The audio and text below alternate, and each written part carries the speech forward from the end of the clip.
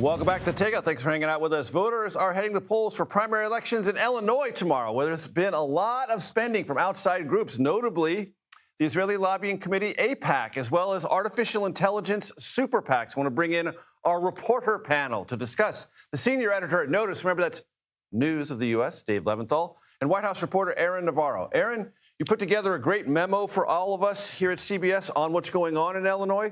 Among the things that's going on in Illinois is kind of a road test of the endorsement power of the sitting governor, J.B. Pritzker. It is a test of his status as a political power broker. He has endorsed his lieutenant governor, Juliana Stratton, who for months and for a majority of this race has been behind Congressman Rajna Krishnamurthy in the polls, is more than $20 million behind him when it comes to fundraising and ad support.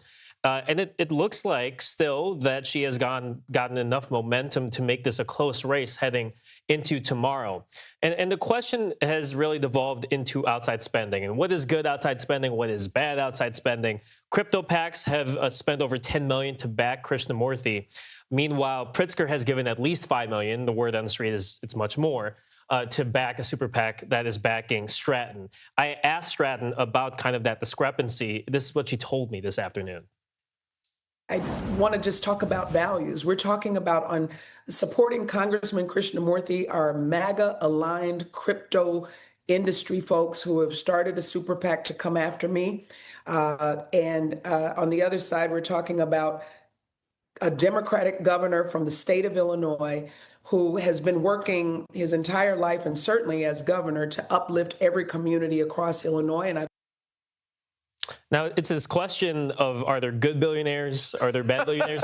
It's one Pritzker was asked over the weekend in the New York Times interview. It's a question that should he choose to run for president, he says he is He's not going considering to get it. Right. He's going to be asked that question a ton of times. Of course he's going to get it. And it's really finding its way in this Illinois Senate race.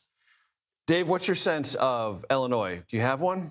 Yeah, well, first of all, you have Democrats not only in the Senate race, but also in the different House races, and there are 4 open key seats there. They are low-key freaking out about the outside groups coming into their races in Democratic primaries, and also Democrats across the country watching this very closely, wondering, am I next? Right. And they're spending, in some cases, millions, if not tens of millions of dollars. The key question here, Major, is are these outside groups basically taking over partisan intramural Democratic primaries, and what does that mean for all the rest of them going up to September? Exactly. And how does that put a party subject to these tensions and outside spending mechanisms pulling together and unifying going forward? It's an unresolved question, and Illinois will have a lot to say about it. I want to play for you and the audience sound from the Vice President, J.D. Vance, today, because he was asked in an event with President Trump about his attitude about the war with Iran and whether it differs, as the president has said himself on the record in public, from his.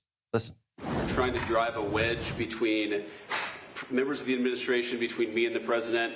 What the president said consistently, going back to 2015, and I agreed with him, is that Iran should not have a nuclear weapon.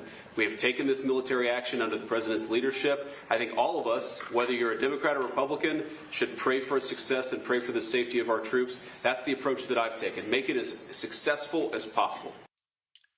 Make it as successful as possible doesn't necessarily mean I'm behind this 100%. No, and if you also listen to anyone parsing those words, anyone trying to read between the lines is like, he's not convinced.